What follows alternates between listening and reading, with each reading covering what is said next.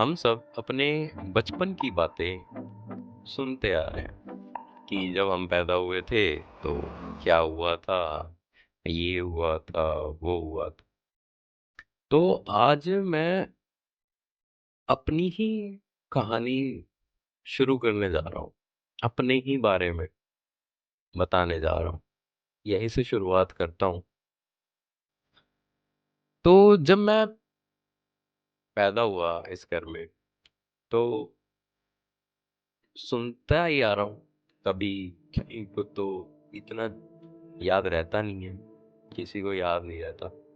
तो जब मैं पैदा हुआ तो घर वाले बताते हैं कि बहुत खुशी हुई थी, सब में खुशी का माहौल था। सब स्पेशली मम्मा बताती थी कि जब मैं पैदा हुआ जिस दिन, उसी दिन मेरे पापा की जॉब लगी थी। और मेरे पापा की जॉब लगी थी तो दो गुना खुशी हो गई थी। लेकिन जॉब लगी थी वो इतनी अच्छी जॉब नहीं थी, जो हाई पेड जॉब नहीं थी। बहुत ही बेसिक सी सैलरी थी। उस टाइम पे शायद 2,500-3,000 रुपए करीब सैलरी होगी। लेकिन फिर भी उन्होंने मेरी परवरिश बहुत ही लाड़ प्यार से, दुलार से, मेरी ख्वाहिशों को पूरा करते हुए की है।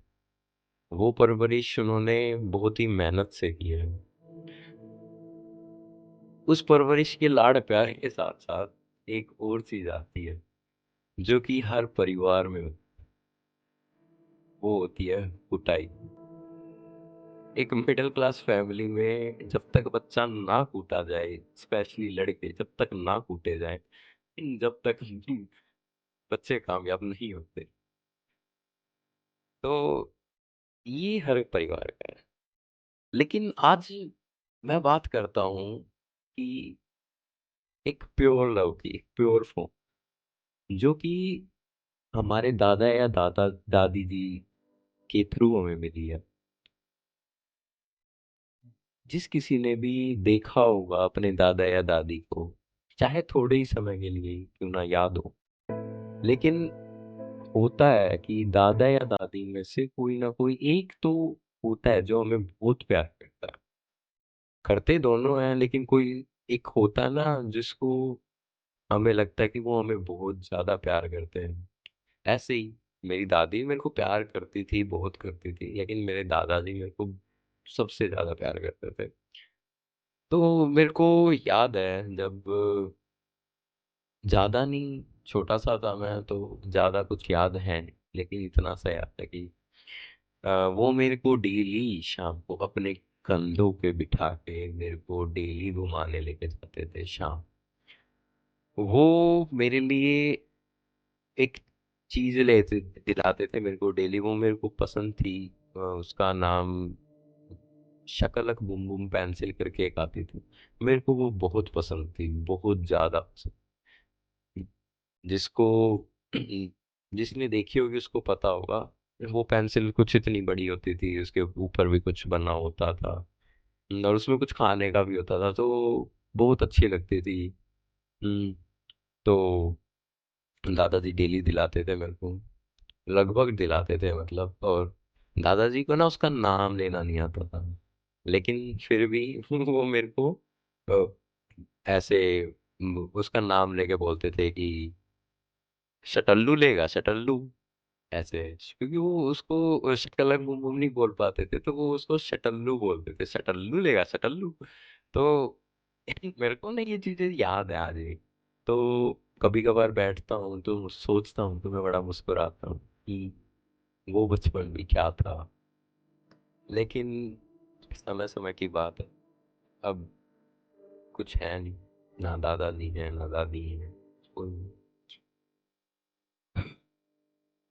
अपने परिवार वालों से भी सुनता आया हूँ, मम्मी से, पापा से, दादी जी से, बुआ जी से, सबसे, कि मेरे दादाजी ने कभी हम कजन्स में कभी भेदभाव नहीं किया।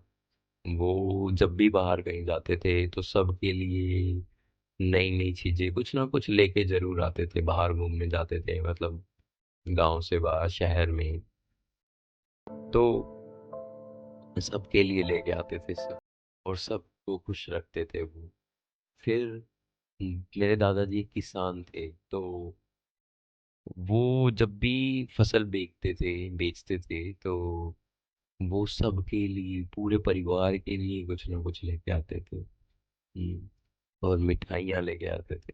तो सब बहुत खुश होते थे। मेरे दादाजी ने कभी किसी में भेदभाव नहीं किया, सबको बहुत खुश रखा है।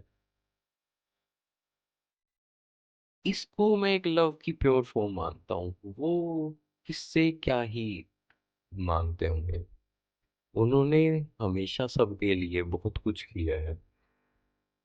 वो एक 4 साल के बच्चे से क्या ही मांग सकते थे, कुछ नहीं।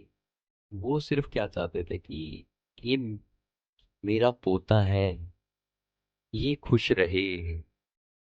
इसके लिए क्या ही करूं मैं। वो सिर्फ हमारी एक स्माइल से, हमारी एक मुस्कुराहट को देखने खुश हो जाते। हम खुश होते थे तो वो खिल उठते थे। तो ऐसे थे हमारे दादाजी।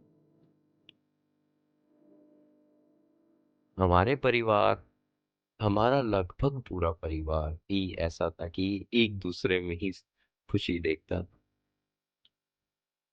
लेकिन वक्त वक्त की बात है, पता नहीं क्या नजर लग गई भाई।